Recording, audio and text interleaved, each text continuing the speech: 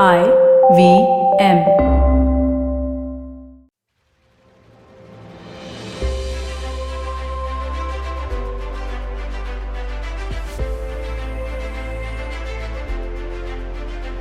Welcome to today's episode of This Round is on Me. My guest is an iconic figure in the travel world. Her resume reads like an aspiring travel writer's bucket list. She's received the Robert C. Lang Award for Creative Writing and a prestigious Brackenridge Fellowship from the University Honors College. She's the editor-in-chief of Condé Nast Traveler magazine in India, and most recently was nominated to be the global editorial director of Condé Nast Traveler. She literally is the last word in travel. Divya Thani, welcome to the show. It's an absolute privilege to have you here today. Thank you so much, Gauri. You're being very formal, but I'm very, very That's happy the nature. to be here. It'll all unravel from here, don't worry. Listen, so I'm going to dive right into the world of publishing, and obviously you, as the editor of a travel magazine, people assume my life is just one great meal after another and that I just get high on my own supply at our restaurant every day and drink wine endlessly and that it's all fun and glamour. And I have to admit, I'm about to do the same to you, that barring last year, the life of a travel editor just looks like it's basically one holiday after another. So tell me, how near or far from the truth is that? It's really quite far from the truth. I think most of my eating and drinking and amazing meals probably happen at the table, Gauri, as you know, right after I come from work and I'm stressed out and need a drink. That's the first place I think of. It's obviously, all jobs in the world of glamour and in the world of luxury and lifestyle all look amazing, and that's what we're supposed to do, right? They're supposed to look amazing and they're supposed to make you want to go to these places.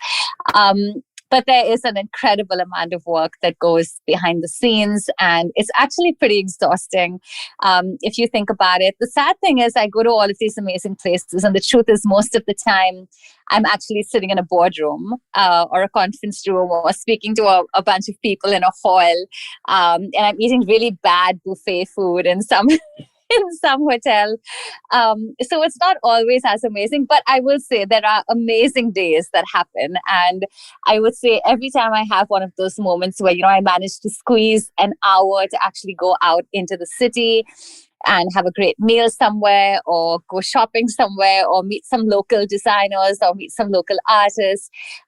Those are the days that I sort of remember why I do this job and why I love it so much. And I think for everybody, everyone's jobs have a lot of okay days and some really bad ones and a few good ones. And I think on those good ones, I actually write it down to myself and I take a photo on my phone. I say, remember this. The next time you have a really bad day, remember that this is why you actually do this job.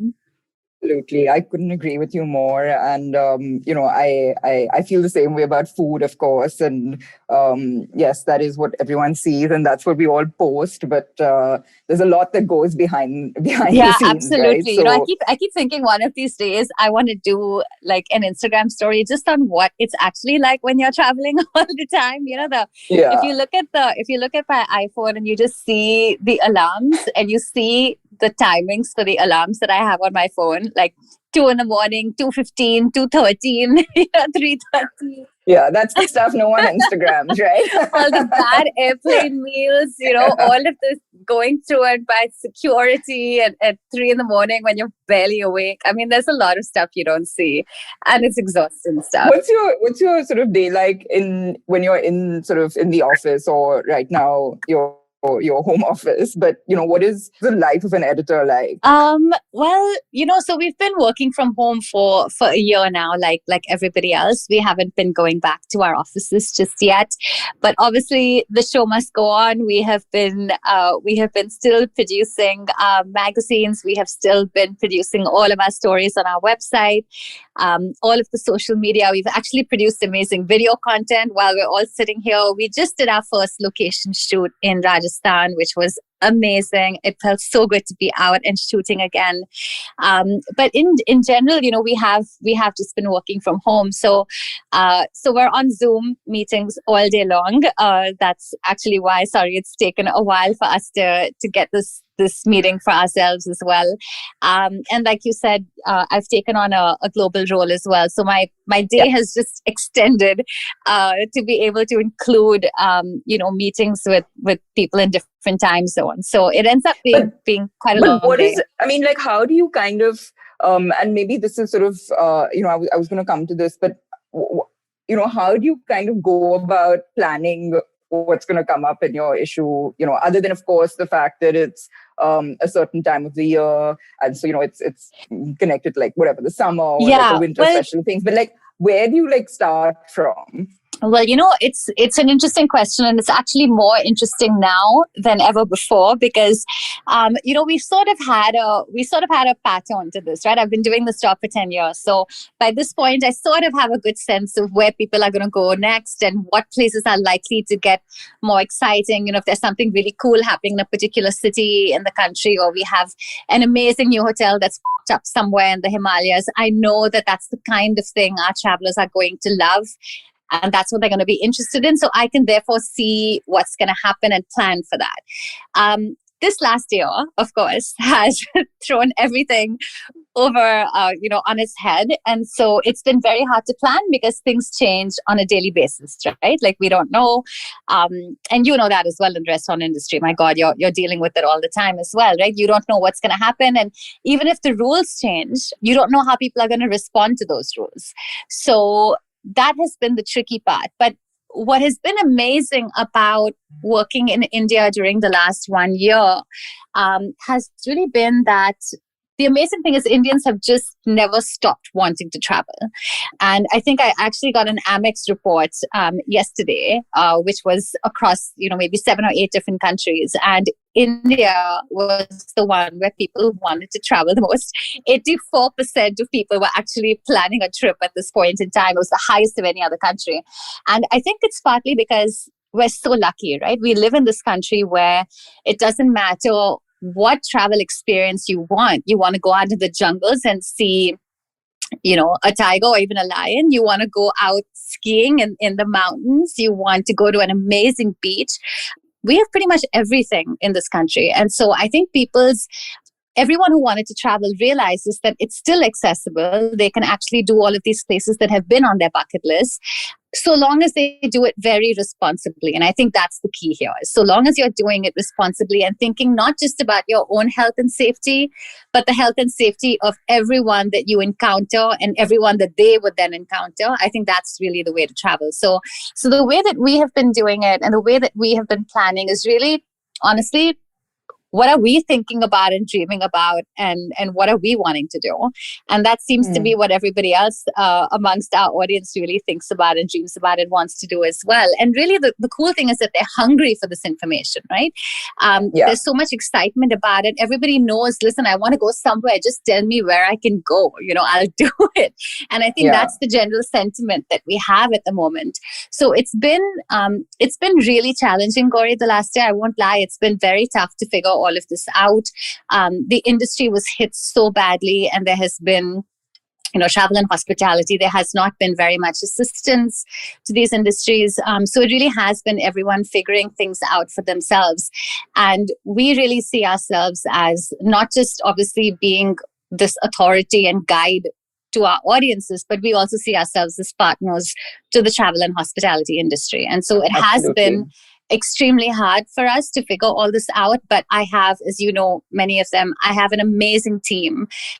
And, everyone has just absolutely gone above and beyond what they normally do, and really just gone all out to make sure that at this point in time, when people are really looking at us and needing our support, that we are the ones giving it to them. So that sort of notion is in my head first, and then everything else sort of comes down from there. No, I mean, absolutely. I couldn't agree with you more. And, this really, if anything, I think the last year has brought people closer together, whether it's, media and, sort of service providers, or even just as an industry, etc. So I think that's one amazing thing that's come out of the last year. Definitely. But, I just your point about sort of travel and how people are Indians love travel. I couldn't agree with you more. Based on just the last couple of weeks, I finally managed to get, a good amount of a sort of chunk of time off to travel. And I was amazed that I even got a room in some of these places because it was packed. It was packed like I've never seen in my, I went to Gulmarg 2 weeks ago, and I've been going every year, and it's never been this full. So, the amazing thing, and I'm so happy for in Gulmarg, for example, that, people are just flocking there. And whether it's because they can't travel abroad right now, or whether it's just because they've just discovered Gulmarg, or because it's too hot where they are, whatever the reason is, I'm so happy. I'm so thrilled that they're going. And I think that's what it is. And then I ended up in Goa, the following week, and it was exactly the same story. But having said that, I think you hit the nail on the head with your point about traveling responsibly, because I've always heard this tagline about drink responsibly when it comes to us restaurants and our beverage partners and things, but you don't hear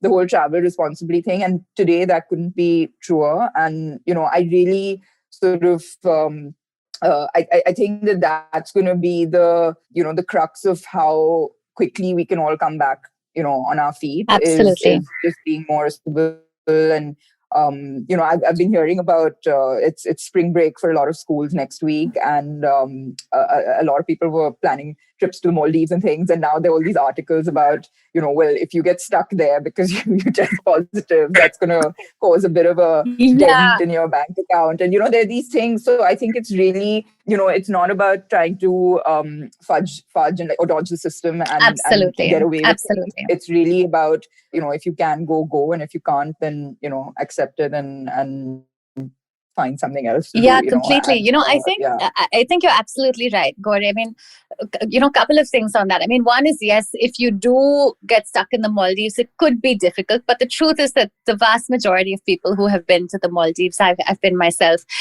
speak to your hotels before you go and figure out what their policy is. I was I was in the Maldives about a month ago myself, and I was at Soneva, and Soneva was very clear before I went that if you do end up testing positive, you will be isolated in a villa, but we will not charge you for that villa.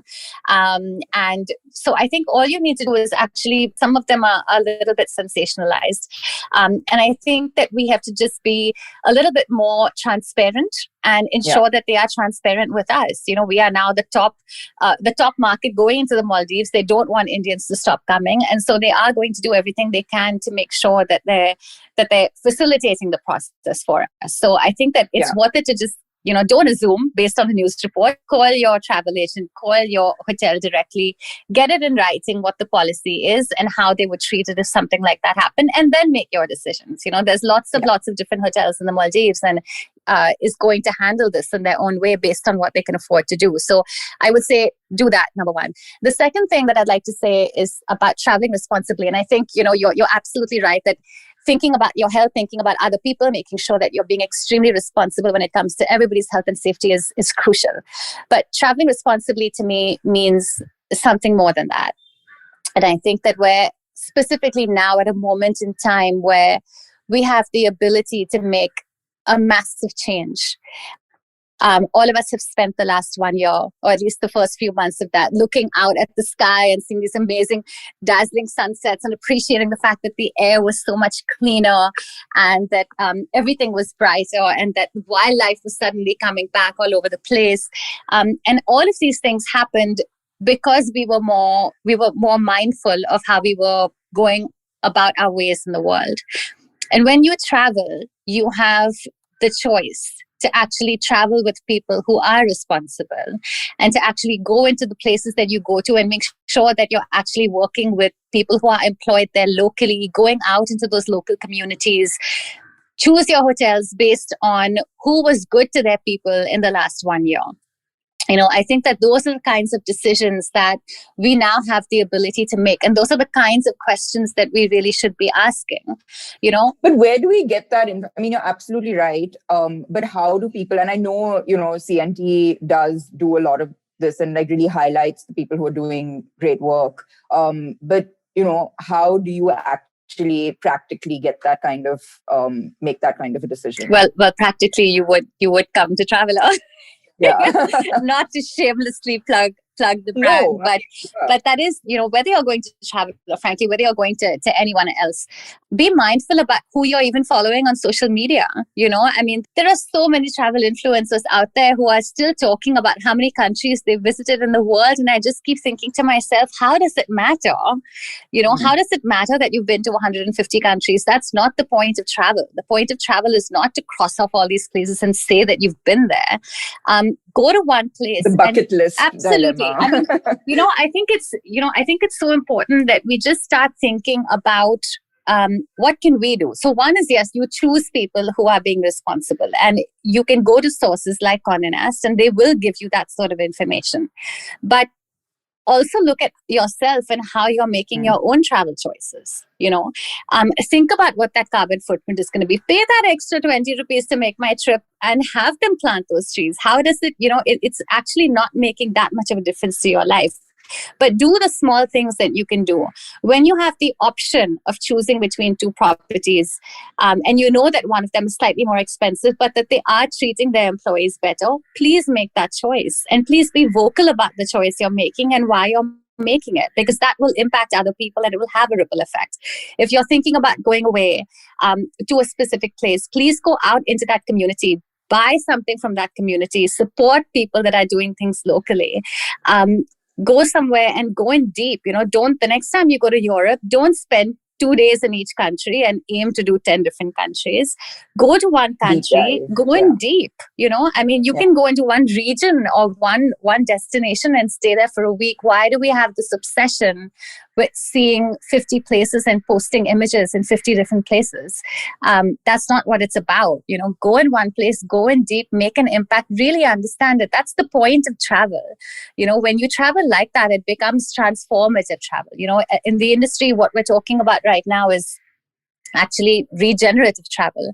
And that means, we're so used to, if you look at places like, or even like Goa, for example, but if you look at places internationally like Venice or Paris or all of these places that attract so many tourists and visitors, the impact of that on the infrastructure is massive. And it's not a good impact. It's a bad impact on the environment. It's there's so many issues that are wrong with it. If we think about just switching our mindset, do you have to do these things? Do you have to go to these places? Could you go somewhere different? Could you look at it in a different aspect? Choose a guide who's going to show you, who's going to walk around you, walk with you around the city, for example. Don't just get on a bus and start sort of exploring a place that's not, do a walking tour. Go out and just sort of meet people that are local artisans. I mean, if you do that in India, you come across the most incredible talent. If you see the wealth of art and craft that we have in this country, but how many people are going to go outside of the hotel to really do that? So I think that you can make those choices and you can get that information, but really it starts with you, and it starts with you wanting to travel differently. And I think that I think the whole idea of travel has to change. It's not about just getting from point A to point B, taking a few photographs, and that's it. It's about really immersing yourself in a place and experiencing that place, beyond just sort of the tourist trap. Absolutely. And I have to tell you something actually. I read the story that CNT did on this skier Arif Khan in Gulmarg. And I was just amazed. And then I realized that he's the son of the person we've been renting our ski equipment from for the last 5 years. Oh, wow. So I read that story, I think it was a week or two before I went. And so when I went there, I know his dad, Khan Saab, and I said to him, I was like, listen, is Arif around? I'd love to meet him. And he was like, yeah, he's right here. Like we were heading off to the slopes, and he said, okay, when you come back, I'll ask him to come and say hi. And I met him, and Divya, I have to tell you this, that I literally, I have goosebumps right now. I sat with him and recorded a podcast about his story of what he's been through and his several attempts at trying to get to the Olympics. And I'm like, if in any way, and I didn't realize this whole backstory to, just the fact that he's from Kashmir and the impact that that's having on his life, as a skier, as a professional athlete and all of that. And it changed my whole feeling of that place, which I already love. Yeah. And, I have, but it just changed my experience of that, and I just connected in a very different way. And I just feel like, I want to do something, and I, whatever little way I can. And it's really, and I have to, like, real kudos, because I think that it's that had nothing to do with travel per se in a conventional sense, but it opened up, the city for me, and or that little town for me, and in a completely different way. And I think that that's where, what you're saying is spot on, and it really requires sort of a little bit of a different mindset to the way we think about Absolutely. travel. Thank you so much for you. saying that. I'm so happy that you read the story. No, in fact, his episode drops next week. Oh, great! And, okay. So I'll send it to you, and I hope people get to listen to it, because it's kind of like there's a bunch of us who go frequently to Gulmarg, and we're like, we've got to get this guy to the Olympics next year somehow. Absolutely. And, you guys triggered that. Thank so you. I think it's incredible. I really think, and you can just have it's a like a relationship that you have with that place, with the people, that goes far beyond that, that 1 week that you spend Absolutely. there. And You're so right. And I think, we always talk about travel, and people always say, tell me where to go, what's new. We're always sort of guided by newness when it comes to travel. Yeah. But the truth is that travel is actually just all about connection. And when you make a connection to a place, and let's face it, you make a connection to a place usually through its people. Yeah. You love a place for its beauty and all of that, and you might feel connected even just to the nature. But when you make a personal connection to one specific person or a few people in that destination, your relationship to it just completely transforms. You're so much closer. You feel so invested in what happens there because you have that personal connection. That's what a traveler with Condé Nast, that's what we genuinely feel. That's why our take on travel is a little bit different, because we realize that it's people who make places. And that's why we really talk about the stories of these amazing people. And honestly, these are the people who will inspire you to travel. So we just come at it from a slightly different approach, but that's really very much the way that we see travel, and the way that we hope more people will experience travel is through these amazing local people, local stories that are so inspiring. And really think about the change that could possibly happen to Arif Khan, right? As a result of the story, as a result of you being there, you being passionate. It's the way it works. Powerful stories just travel. So, so I love what you're doing with the podcast. Please tell more. Please tell many more great stories. No, I mean, for sure. But I think, I have to ask you, do you think that in trying to sort of document every moment of our travels, we're sort of losing something when it comes to the experience? The popular answer here is to say yes. But the thing is that I think it's very personal. I was not on Instagram till maybe 3 years ago. I don't post very regularly, but I very much enjoy the platform, and I love the medium as well. I love obviously working with visuals and things like that. But I think that when I actually travel, for me personally, it's very easy to have my moments that are very quiet. But because I've never been a picture taker up until very recently, when the phone made it so easy to take photographs, I feel like there's a lot of travels in my life that I never documented, right? I have no photos, and I traveled a lot as a child, and I feel that, gosh, I don't have any memories of those times. So in a way, I kind of feel like it's really lovely to have that. They're really great mementos to have if you take these photographs and you keep them, and you can share them with family and friends, and they will outlive you. And so you will be able to actually, people will go back and they'll be able to know a little bit about you based on those photographs. So in a way, I think it's nice. I think the problem happens when you become guided about like, oh my God, I have to do that shot by the waterfall for Instagram. I think that's a problem. I don't think slowing down to take a photograph and make a memory is a problem at all. I think that we should, because at the end of the day, whether it's a trip that lasts you a week or 2 weeks, or frankly, even if it's a wedding that lasts a few days, what you remember are a few moments at the end, right? You just remember, and your mind always goes back to a few of those, maybe 3-4 moments from that trip, and that's what eventually lasts you your whole life. So if you do have a photograph of those moments, I think it's quite lovely. I actually don't see anything wrong with it. No, I agree. I think it's. I think it was more the other point of feeling this need to sort of show where you've been and what you're doing. It's really funny. So when Jay and I travel, I'm the one I constantly have to buy memory on my phone, and Jay doesn't have a single photograph on his phone.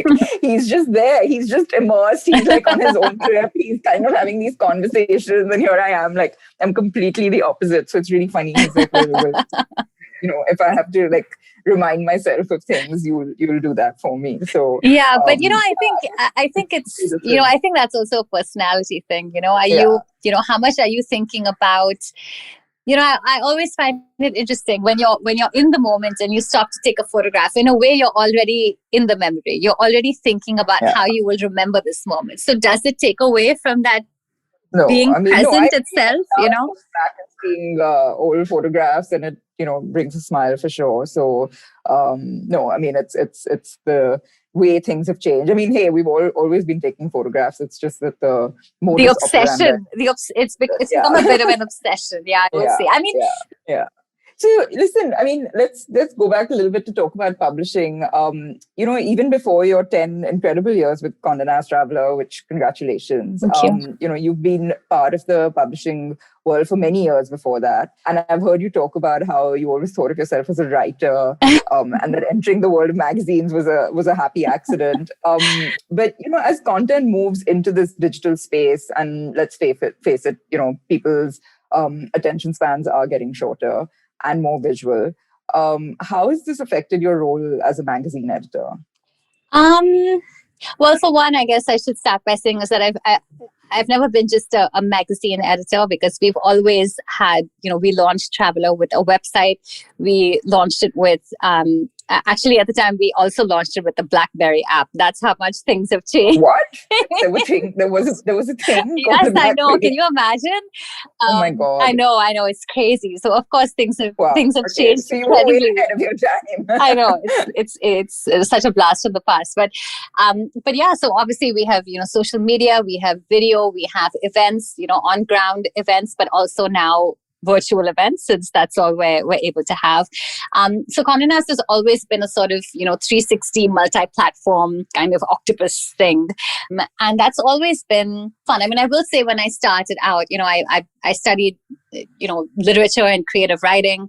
I always imagined that I would just be writing literary fiction, or, maybe getting a PhD and teaching a bunch of kids, how to write literary fiction, and therefore, making sure that all of us stay broke forever. But things obviously went in a different direction. When I came back to India, I just took the first job that I could find because I needed something to do before I went back to the US for my master's. And it just so happened that it was with a publishing house, and I took the job. In about a week, I realized that the writing there wasn't really my thing. And so I moved into sales. And I actually ended up doing sales for a couple of years, publishing sales. And it was perhaps I learned more in those 2 years than I ever imagined I would, because it's not something I did consciously, but in retrospect, I think understanding how to do sales was probably the best learning I've had for my career, no matter what else I've done. It's so important to understand people sitting across the table from you. And that's really what sales does. Well, I guess it goes hand in hand with, editorial, right? It's not something that they're not too completely... Well, actually, they used to be. They actually really used to be church and state, The boundaries between editorial and sales, of course, have been blurred since then, because, you work so much with all of your partners so closely now. And it's really much more of a partnership. But back then, it was church and state. You had nothing to do with each other. So for me to understand that, I guess very early in my career, helped me incredibly as we went forward and as things started to go in that direction anyway. And I think it also really helped. It's really helped us in a sense that, when I'm sitting across the table from one of our advertisers or partners, that I can understand where they're coming from, and I can understand what their objectives are, and I can understand what we do, and then we marry the two of them. Sure. And so for me, that's been, that was really amazing for me. But obviously, you're right. Publishing has changed tremendously. The whole landscape has changed completely in the last 10 years. In this country, obviously, I'm still dealing with a very niche market because we deal only with sort of, the affluent travelers, people who are really looking at experiential travel. And so by nature of that, my market, of course, is smaller. Obviously, we're doing only English medium. So again, it becomes much smaller. India is incredibly complex when it comes to publishing, not just publishing, incredibly complex when it comes to anything, really. But this is one thing that, there are so many different ways to slice the pie, and there are so many opportunities in here. When it comes to publishing and media, and the whole landscape is incredibly dynamic and exciting. It's also very competitive in that sense. And it's also, I think the one thing that I don't think any of us saw coming was just the proliferation of fake news and how that would actually impact the landscape. And I think that's not just in India, but globally, that's such a problem and that's such an issue. And then, of course, the big thing now is, looking at platforms like Google, for instance, and how they interact with publishers and what their relationships are like. And that has become incredibly murky. And as with everything happening in Australia and other markets, of course, these are now incredibly important things for publishers and platforms like Facebook and Google to think about. Because the one thing that, of course, and coming from my perspective, journalists are trained to report and tell stories and do fact checking. And unfortunately, journalists in the whole media landscape are still paid very, very little. And they are the ones who are actually bringing credible, authoritative information to people. And so I really feel that we need to reevaluate the entire ecosystem. Journalists are not bloggers. Journalists are not content creators. There's a distinction. I think what's happened also is that with the digital medium, there's this need for speed, right? So it sometimes bypasses the need for brevity and accuracy.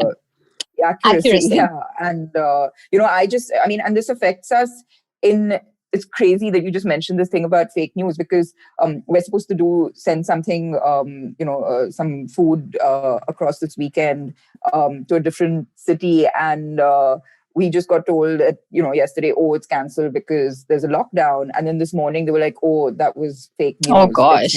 Yeah. Yeah. And imagine that, that would have ended up in cancelling a big order. Absolutely. And, it's and it's really, so I think, we've been talking about responsible travel, I think responsible journalism. And you're right. It's whatever the medium is, whether it's, a short post on Instagram, or whether it's a long form article, or, in whatever format. I think that that's the key thing. Completely. And really where then, brand sort of trust and building that credibility as a brand is what's going to hold you in good stead, even Absolutely. if it takes a little longer to, put that article out there. Yeah, absolutely. And I think, and people always sort of, people have been asking me this for years, what do you think about brands versus now the fact that there are all of these influencers on Instagram who have all of these followers? And to be honest, it doesn't matter at all, because at the end of the day, the more of these creators you see, the more you're going to look for trusted, credible information, because exactly. Because our posts are not bought. There's just a very clear distinction there. And so I think that, and if they are, it's very clearly stated that they are, So I think that these are really simple things, but over time, that's what builds trust and that's what builds credibility. And over time, I think people are going to go back, the more of these the more we're surrounded by fake news in a way, the more I know people are going to come to Traveler to get the actual information. So, so it doesn't, it is, you suddenly feel pressure to move quickly. I won't lie about that. You have to move quickly, but not at the sake of sacrificing that accuracy. And so that's something that we work very, very hard to do. My digital team is exceptional and they will work very hard. They will get it out, but they will find a different angle. They will talk to the right people, and otherwise we simply won't do the story. So you do have to make calls like that, and it's not easy, and you do second guess yourself a lot. I won't lie, but you do. I think at the end of the day, we all feel very passionately that we have. We have a brand that has an amazing legacy. Yeah. And absolutely. we don't want to do anything to compromise that. And so, we may have to sacrifice a few 100,000 views, but it's fine. In the long term, we're still going to be okay. And that's the beauty of I think working with a brand, is that you can think long term. Yeah. No, you need to. But tell me, you've been talking about journalism and the quality of what you put out there. So what separates good travel writing from great travel writing? What really makes a story sing for you? Oh God, that's a tough one. I think that, so there's two different kinds of content, the way that I see it at the moment. So some of it is informational, right? At this point in time, people are looking for accurate information. Is there actually a lockdown that's taking place? Can I actually go into a restaurant? Am I actually allowed to be there past 11 p.m.? Am I allowed to get on a specific flight? Do I need a COVID test if I'm going to Rajasthan tomorrow? Does my 5-year-old need to take the COVID test? Those are the kinds of questions that people actually have, right? That you have to answer. And so part of what we do is just very hardcore sort of factual information that we put out there. That people will look at. But the other side is the inspiration, right? And the inspiration is what we were talking about earlier, all that stuff about really connections to different people and different places, making the stories of those people and places really come alive. And I think that, when you read a story, when you read a pitch, when you read about a specific person, when you meet a person and you suddenly think, and I guess as writers and journalists now, we're so used to it, right? Even photographers. You meet someone and right away you feel something inside of you that makes you want to tell somebody else about it. And that's the first thing that tells me that the story is going to work. Is, when you read a great book or you go to a great restaurant, you kind of want to immediately call somebody and say, listen, you have to read this, or you have to come to this place and you have to try this. There is a natural tendency to share something with other people when it strikes you. And when it really engages you. And to me, that's what happens. If I read something or I meet a person and I think, oh my God, this is great. The story has to be told. And so that's what we do. We tell that story. It's really quite simple. And I think, the key is really to find those stories. And the key is to be open enough to find them, because you don't, not everyone is wearing their story on their sleeve. And you really have to dig deep, and you have to also be able to separate. You have to be able to separate truth from fiction in that sense as well, right? So you have to be sure that you're not making that story up in your head. That is actually a story that exists in reality on the ground. And the fact that, hopefully people can access it. The one big thing that we're also, that I also love about Traveler is that we'll tell you about stuff that you can access, because it's great. As Traveler, we get a lot of sort of personal invitations to things or access into certain things that are not open to everybody. But if they're not open to another person, then I don't want to waste space giving that coverage, because I want to be able to do things that actually have an impact, where people are allowed to partake in that activity and they're allowed to actually experience it for themselves. And so that's something that we also use as an indicator. But it takes a lot of work, or I won't lie. Like I said, I have an amazing team, and everyone is so passionate about what they do. And travel is about everything, right? We think of travel and we think about an airplane in the clouds, but really travel is about It's about the food. It's about the people. It's about the way that they dress. It's a feeling. History.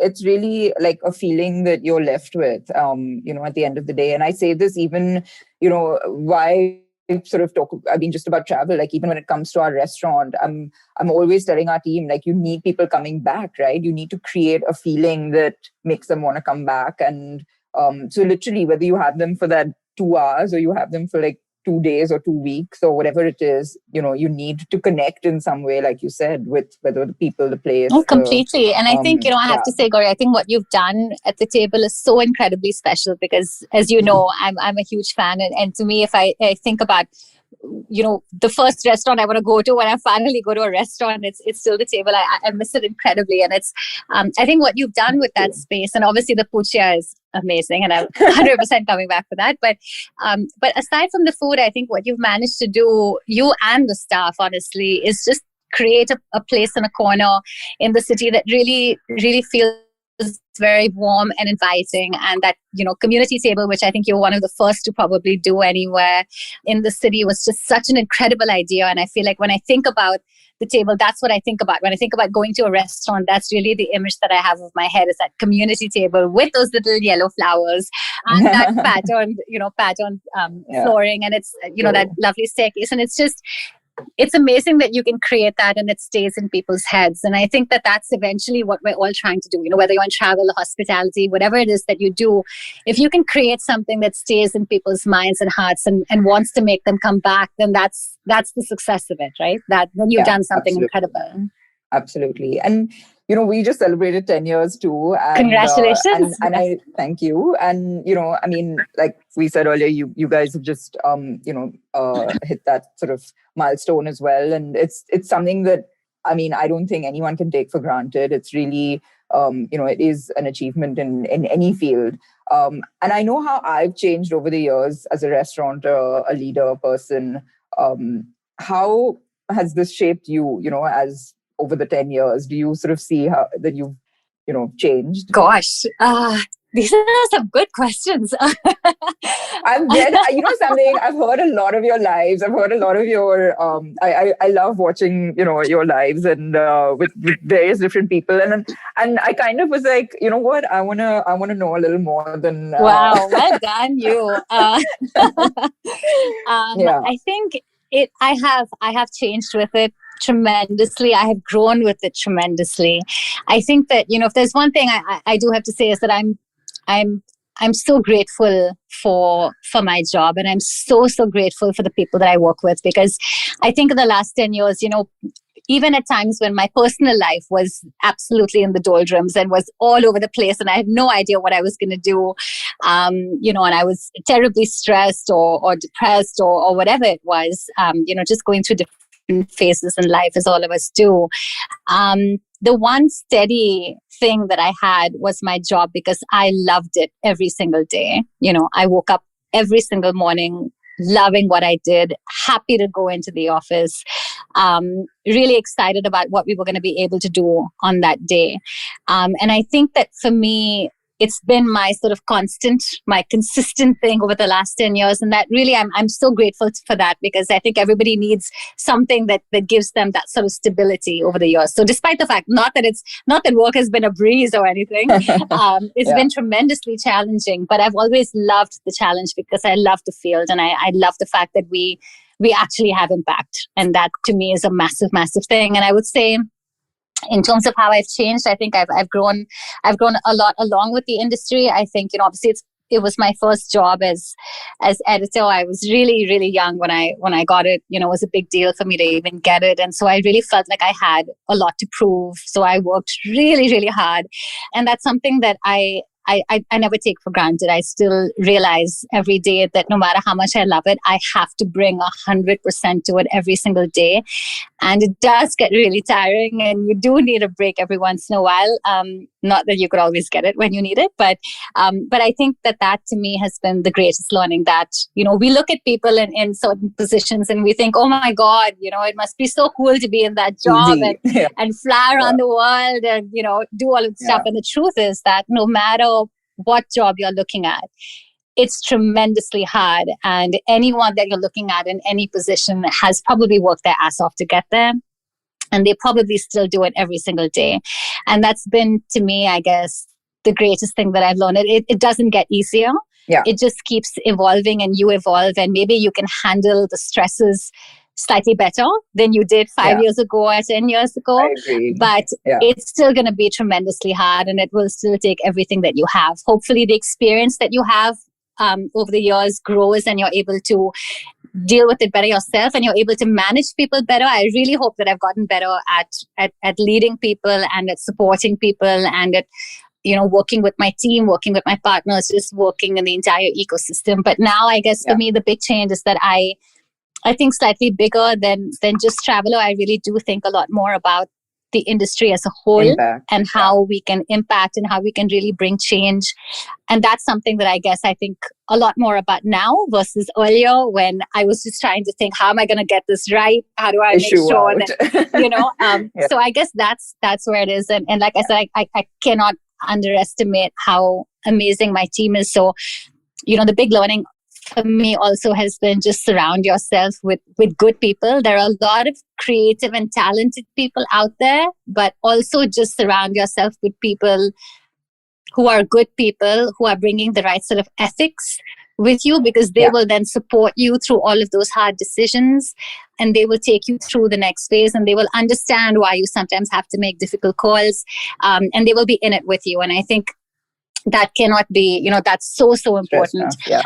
Always pick the people that you get a good positive feeling from, people that you want to go out to drinks with at the end of the day, people that you would be happy to spend time with, because the people you work with are the ones you end up spending the most amount of time with all day long. And so it's really important that they're people that you genuinely are very fond of and that you think very, very highly of. Absolutely. So, and now you're on to fantastic, bigger and better things in your new role as global editorial director. I have to say, I was so proud to read about that. And it's not just because I know you personally, but because, you're Indian, a woman, and we're, of course, picked from the creme de la creme of editors to work with none other than the doyen Anna Wintour. And I mean, serious, like, wow, Divya, you literally will be the first and last word in travel. No, thank you. That's very kind. What was your reaction when you found out? And can you tell us a bit more about this new role? Well, are you allowed to? Well, thank you very much. First of all, it is a tremendous privilege for me, and I'm very excited for it. I am still not allowed to speak about the details of it, but I will be moving later this year to London for the position. I still intend to spend a lot of my time here in India, because obviously India is still part of the global remit. So I think that will be, that will still be the way things work. But, just in terms of what that means, I mean, I just, the thing is, I think that it's, we make a big deal about, I actually found it a little bit uncomfortable, to be honest, because I suddenly got a lot of attention. And, I think it's great that we, I think as Indian women, we can really do anything, and we can do it anywhere. And that's certainly something that is important for everyone to acknowledge and to realize, especially Indian women ourselves. I think for us to realize that we can do anything. I would say, for me and for most people that I know, because of everything that happened during the pandemic, it obviously came out of nowhere, and we were all struggling to really sort of make things work in the best way that we possibly could. And I think all of us had many days where we thought we were not going to survive that, as a business, as a company, as a product, or even just, as an individual. Yeah. And at the end of that year, to get news like this was really uplifting. But you also have the perspective of everything that has happened in that past year has not been great. So I think it just made me sort of look at it with a little bit more perspective, and just wish that, I just want people to be telling stories a little bit differently. You can have highs and lows, and you can have great successes professionally. But don't take that for granted. It's not the end of a story or the start of one. It's just another day. And I'm now going to have to try something completely new and completely different. And, I hope I manage to do it well. But if I don't, it's just, these are the gambles that you take, and these are the risks that one takes. And so for me, I'm just looking at it as being, and that's life, So I'm just sort of looking at it from that perspective. And I just, want to bring it my best and give it 100%, and then we'll see what happens. That's amazing. I mean, well, good luck with it. And I'm excited to see what you do. But, I mean, you talked a little bit about impact, and of course, it's apparent that it is happening with what you're doing already. We've definitely seen a change in how the last year has impacted travel. And, there's been, like we talked about earlier, this exponential increase in, the kind of places people stay in, domestic travel over international, experiential holidays, etc. But, when it comes to domestic travel, like you mentioned earlier, we've got this incredible array of options at our doorstep. And but do you feel that our government is doing enough to promote tourism in India? I mean, do you think that it's something that even like, is there something that you can do to kind of enhance that experience that is so possible to do in India? You're going to get me in a lot of trouble like that. No, okay. So I don't mean to be controversial about it, and I mean it in a very positive way. No, I totally get it. How can we do more in a way? Yeah. So listen, I think that, look, tourism is complicated because tourism is not just about the Ministry of Tourism, right? Tourism means that you have to look at hospitality. It means that you have to look at infrastructure. It means that you have to look at the environment. So there's so many different things that have to so many different departments that have to collaborate together to really sort of put out a message that is very responsible when it comes to travel in the country. So for me, to be honest, I think that the government does what the government is able to do. I don't think that it's enabled to do everything that it should do. And I think that what I do think is that we have a private sector in travel and hospitality, which is world class. If you see the travel brands that we've created in this country, absolutely. I mean, right from the Taj, the Oberoi, the Leela, the ITC, I mean, you go down. I mean, there's 100 of them that are absolutely world class. I mean, you cannot touch them in terms of what they do, and that's been acknowledged globally as well. All around the world, people very much acknowledge the Indian hospitality brands. And so I think what we have these tremendously smart and dynamic people, and not even just in hospitality, but I'm saying even within the travel space, whether you're looking at people like Deep Kalra and when we talk about people like that, we're really we're sitting on this incredible wealth of just smarts and brains when it comes to travel and tourism in this country. So can the government do more? Yes. Are they enabled to do more? Probably not, because of the way that we're structured. But I think that... But don't wait around and wait for sort of... Yeah, I mean, I think, look, take it on. For me, for my wish list, there's two things, and I say this in every panel. There's two things that I really want. Is number one, I really want for the focus on infrastructure to be number one. So make it easier for people to travel. The second you can do that, people will travel for themselves. You won't need to do the marketing. Sure. Do you know what I mean? We are all hungry to go somewhere. We live in Mumbai, aside from Alibag and Lonavala and Karjat and a few of these places. We go to Goa, right? As a Mumbai person, we don't have a wealth of getaways outside of the city that are easy to get to, that are easy to access, that have a great level of... But the minute that happens, it changes. I mean, look at, like you just mentioned, Alibag, like just having that boat, the Roro, my gosh. I mean, it's like been a game changer for that, like absolutely. Yeah. Places that were going for like 2 lakhs a month are suddenly charging 7. I'm like, what just happened? Exactly. Am I buying the house or am I renting that's the thing. Infrastructure can do that, right? Exactly. So and so, for me, that's the one thing that I want. I want infrastructure, and I want sort of public facilities that go with that infrastructure. Like, we need well-maintained, clean, hygienic restrooms along every highway to make sure that it's actually realistic for people to get on those highways and travel 4 and 5 hours, right? You need that kind of ecosystem in place and those sorts of facilities in place. That's what I want for that. For me, the wish list is that's what they focus on. The second thing is slightly more technical in the sense of how we actually measure travel success. So if you look at how tourism is measured in this country, we measure it by footfalls, which means, we had 6 million inbound travelers came into India, and we had 22 million that are going internationally, and we have these many million that are domestic, but each state has a certain number of travelers that came in. And I don't think that that's the right way to actually measure.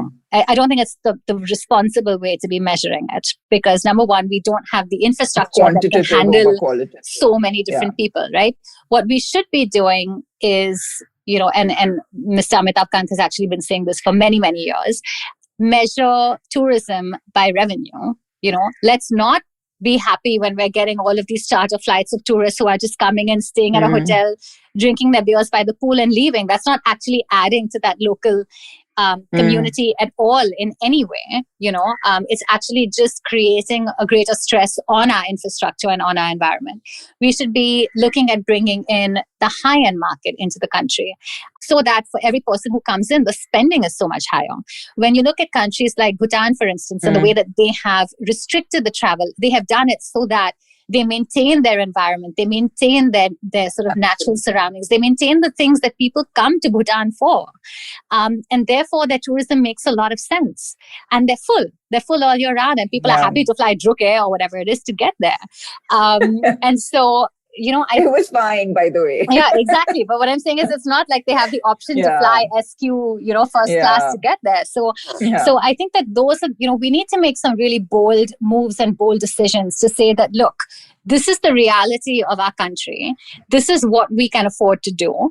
And we're going to make some bold moves, and this is what we're going to do. And I think we're in such a fortunate position because our domestic economy is so happy to travel within the country. And you've seen that yourself, right? Everywhere you're going at the moment, people are so happy to be traveling in India. And the one thing I do want to say, everyone has sort of been talking about how people are traveling a lot more domestically because they cannot travel internationally. And yes, of course, that's true.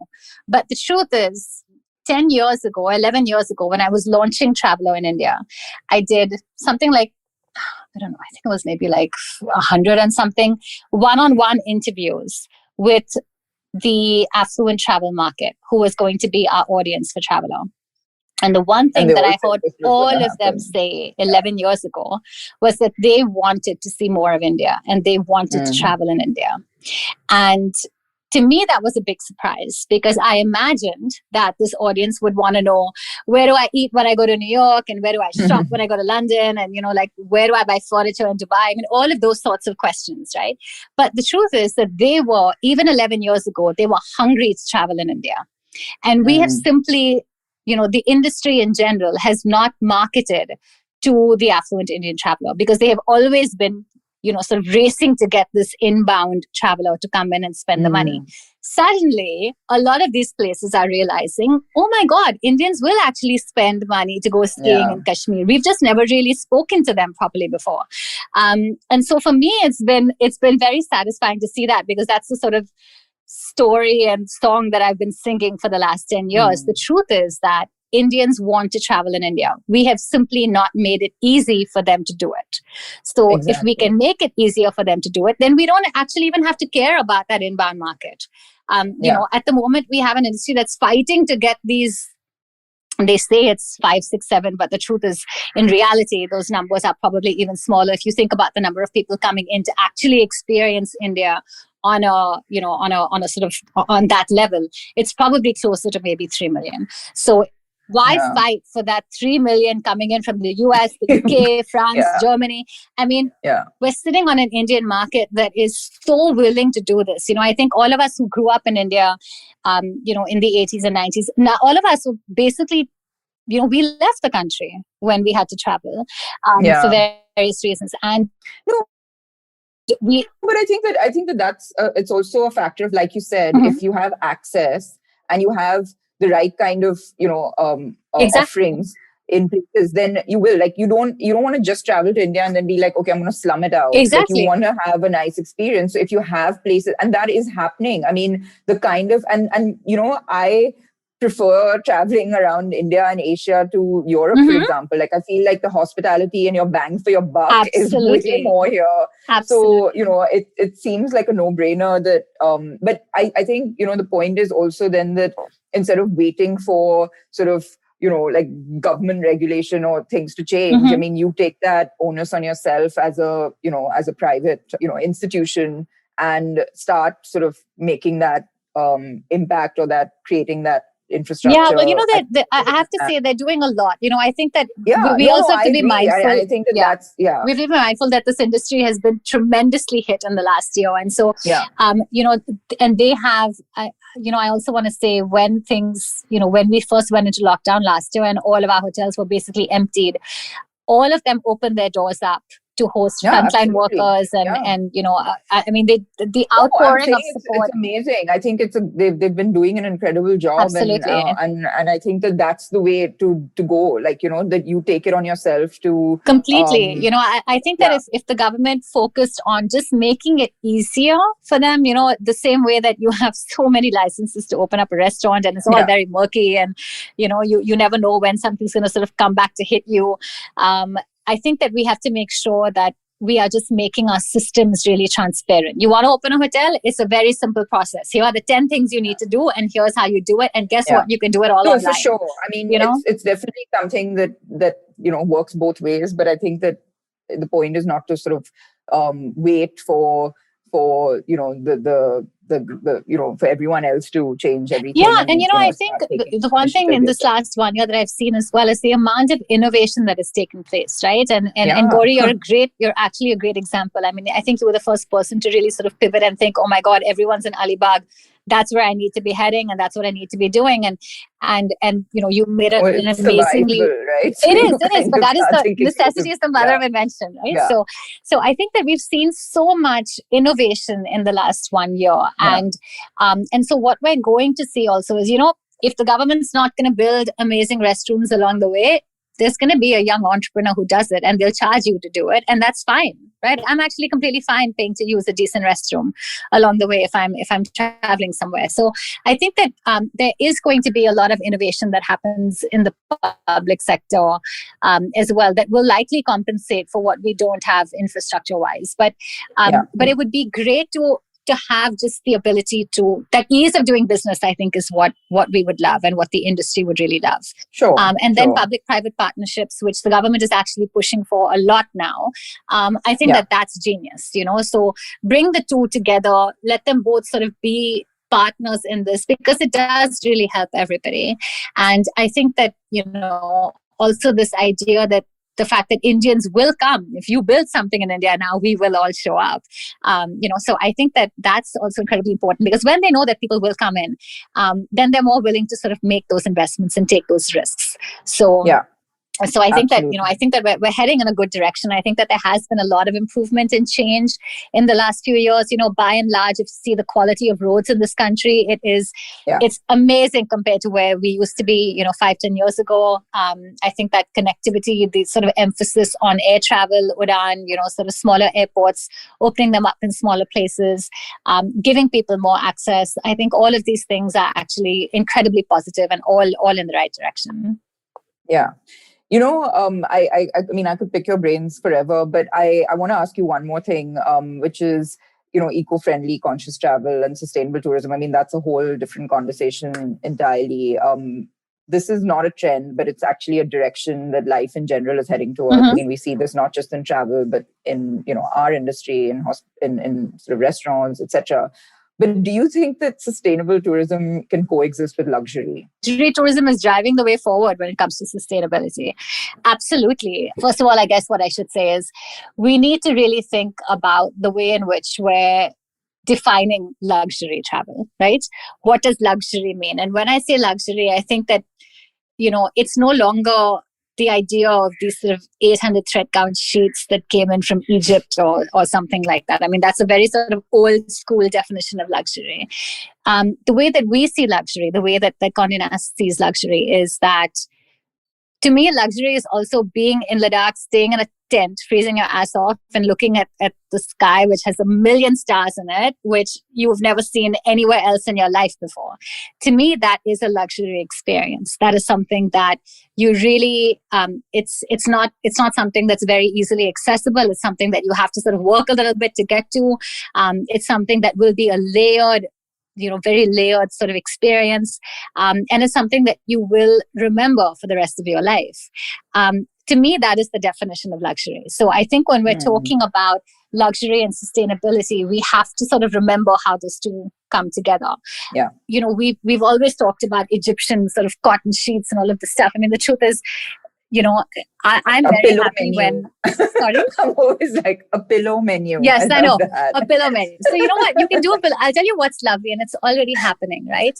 There used to be a time, I would say 10 years ago, when you went into the top hotels in this country and all of the toiletries were being imported in from France. So they were And now there are these amazing they're local, all amazing local homegrown Indian brands. Yeah. brands, and they all Yeah. use fabulous organic ingredients, and they go back to Ayurveda, and they go back to all of these amazing traditional systems of beauty and skincare, and they're so luxury and they're world class, right? That's the most important thing, is they are as good, if not better, than anything that you could bring in from France and Italy today. So I think, to me, that is what is luxury.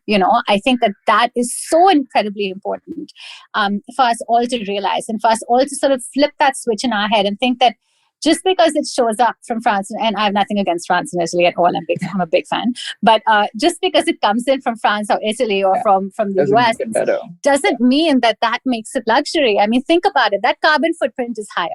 But it's just a change, right? Like, we've always had this obsession with the West and with foreign and things. And it's amazing that there's this like huge like shift in mindset that's happening across the board, like whether it's ingredients or whether it's absolutely traveling locally. And I think that this is such a pivotal time in in our lives. Of course. And I think, and I think it's very exciting, actually. It is. It's like hugely exciting. And we're all part of it, Gauri. We're all part of it because I think that, like I said, travel is made up of so many different things, right? Like, it doesn't matter whether you're talking food, whether you're talking beauty products, whether you're talking textiles, whether you're talking anything you talk about falls under that sort of space of travel, because travel encompasses every experience, and it encompasses, therefore, all of the senses and everything that you do with them. And so I think that we're at such a crucial point in time, like you said, where every little thing that all of us do, everything that we're putting out there into the world, every decision that we're making as consumers, every story that we're telling as media, all of that becomes really, really important, because we're all building this movement. And I think that the pandemic, not that there's much of a silver lining, but the silver lining from all of this... It is that, right? We're all so much more focused and conscious of everything that we're consuming. There is so much more appreciation for everything that is local, everything that is seasonal, everything that is responsible and sustainable. And we just need to not forget. 6 months from now, when everybody's vaccinated, a year from now, hopefully, when all of this is a memory and we're all going back to normal life, that's my one big thing. Let us not forget everything that we have learned in the last 1 year. Because if we do that, then we have truly wasted this crisis. Let's use this to make decisions that last forever. So push people around you to think about the stuff if they're not thinking about it. Demand it from your travel providers. Demand it from your hotels. Demand it from your restaurants. Ask the questions about food wastage. Where is that food going? It's so important for all of us to take ownership of this. And I think if we do that, then we will truly build a world that is, we will be able to reverse some of all the damage that we've done. So yes, to answer your question, do I think luxury and sustainability can coexist? I absolutely think that they already coexist. And I think that our ideas of luxury have already changed. And I think that, I think that luxury truly has been driving that idea of sustainability forward, actually, and is able to. And I think in that, when if you travel somewhere and you see what a resort is doing, or you see what a hotel is doing, to interact with that local community, to make sure that they benefit, that it's not just, we're arriving here and we're going to take from everything and we're not going to give anything back. I think that the more we're able to experience that and see how positive all of this can be, and the fact that you can have an amazingly luxurious and comfortable stay somewhere and still know that you are actually adding to that place as opposed to taking from it. That's the kind of thinking that really shifts you in your head for the rest of your life. So I'm really hoping that more and more people experience that for themselves and realize that just because something is eco-friendly doesn't mean that it has to be super rustic and it has to be really like uncomfortable. All of those ideas that we used to have in our heads 10 years ago, they don't apply anymore. They really, really don't apply. No, I'm glad. I mean, I think that's an amazing perspective, and it's you're so right. You just have to just sort of rewire a little bit of how you think about sustainability and luxury, actually. So yeah. Okay. Listen, I know I've had you for longer than I was allowed. I've been greedy, but I'm going to ask you a last couple of questions, which are just one word answers. So just say the first thing that comes to your mind. Okay. So pretending for a second that we aren't in the middle of a pandemic and there are no visa restrictions, if you could go anywhere in the world right now, where would it be? Kashmir. Oh, I can. I just saw yesterday. I saw some photographs. It's still snowing there, It's still snowing. And I almost said to me that, like, can we just go back? I know, it's crazy. It's still snowing, but on my list is, so I'm not a big skier, but the one place that I really that is just stuck in my heart that I want to go back to is actually Pahalgam. It's just the most extraordinarily beautiful place. It really does look like Switzerland, even though that's a cliche. It genuinely does. It's just the most extraordinarily beautiful place. And I've been there only once, and it was sorry. I said, and it'll be tulip season. And tulips there, I was all planned to go for the tulips in the first week of April. I just had to cancel, but that's why I'm even more excited about Pahalgam. I'm really hoping that it's a place I can manage to go to before I leave. And restrictions, I mean, whether international travel opens up or not, I think that would be the one place that I really want to go to. It's just stuck in my head for a really long time, and it's just incredibly beautiful. So I hope I get a chance to do that. Fantastic. Okay. Have you ever dropped your designation to get something? I can tell you that even when I have not, my friends certainly have. It's incredibly embarrassing, and they know that I absolutely hate it. And so they routinely do it behind my back. But no, I try not to do that. But yes, I mean, very often things go from my email, and so I suppose sometimes that has an effect. But the thing is, there's a lot of places, especially in India, where there are small places, and they have no idea what Condé Nast is, and they don't care. I mean, that's the truth of it. So it doesn't necessarily get me what I want.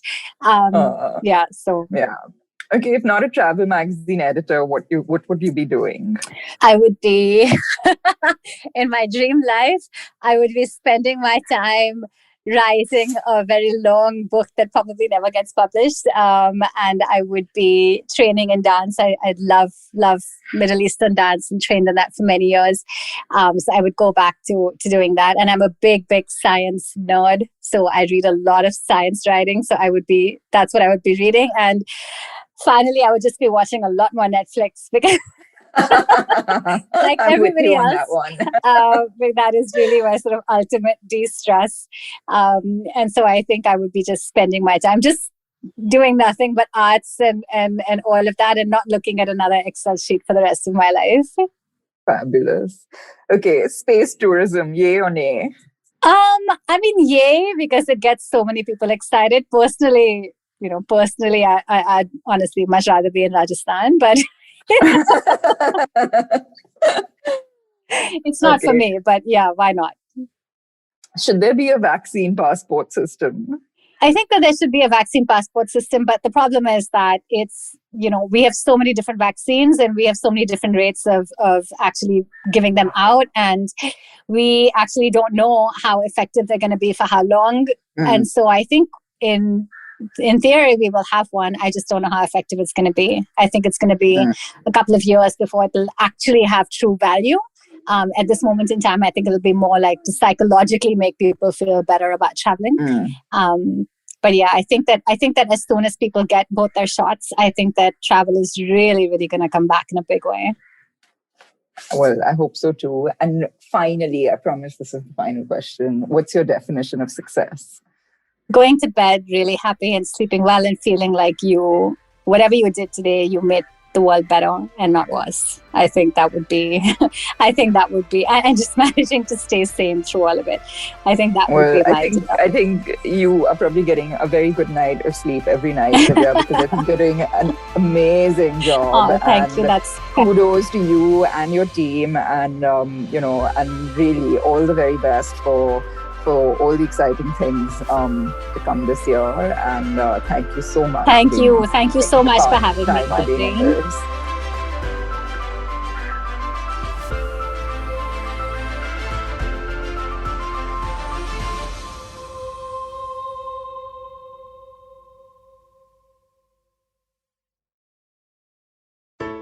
I hope you enjoyed that show. If you aren't following us on social media, please do. We're IVM Podcasts on Twitter, Facebook, and Instagram. We'd like to thank our sponsors on the network this week, Cedar Tires and TheWholeTruthFoods.com. Thank you for your support. We did a bunch of Cock and Bulls this week. We had guests like Ayushi Amin and Puneet Pania for that. Besides that, Vasanti Hariprakash was on, as well as Jay Alani, a paranormal investigator. Really, really great week on Cyrus Says. Do check it out. Tune into This Round is on Me for an episode recorded from Gulmarg featuring one of India's professional alpine skiers, Arif Khan, who's looking forward to representing India at the Beijing Olympics. On The Habit Coach, Ashton has a chat with Kunal Rajput, the popular fitness trainer who recently completed 7 rounds of his Unlock workout series. The reunified, simplified gang of Tony, Naren, Chuck, and Shrikant discussed NFTs on the latest episode. On The Millennial Athlete, Tanvi and Shlok looked back at all the England championships of the year so far and discussed the interesting highlights of the same. Also on Thale Harate, our Kannada podcast, Ganesh spoke to Archana Shyam of Antharanga Theatre in the latest episode. And on Kadai podcast, our Tamil show, Kavita Jiva shed light in another story about the bravery and excellence in the governance of the Pallava dynasty. And with that, I hope to see you again next week. पेश खिदमत है आपकी शान में हमारे अंजुमन से. Hi, I am Sadaf. And I'm Arshit. खाने का इतिहास, economics, policy, psychology, सब है मेन्यू पे. Only on the Nankali podcast every Wednesday. सिर्फ IVM podcast app या वेबसाइट पर या फिर जहां से भी आप अपने पॉडकास्ट सुनते हो. Whether you're an established sports person or a budding one or simply a sports enthusiast, join us, Tanvi and Shlok. We are 2 passionate pro badminton players talking policy, mindset and everything sport. So tune in to The Millennial Athlete every Monday. Only on the IVM Podcast Network. Trust us, it's gonna be lit.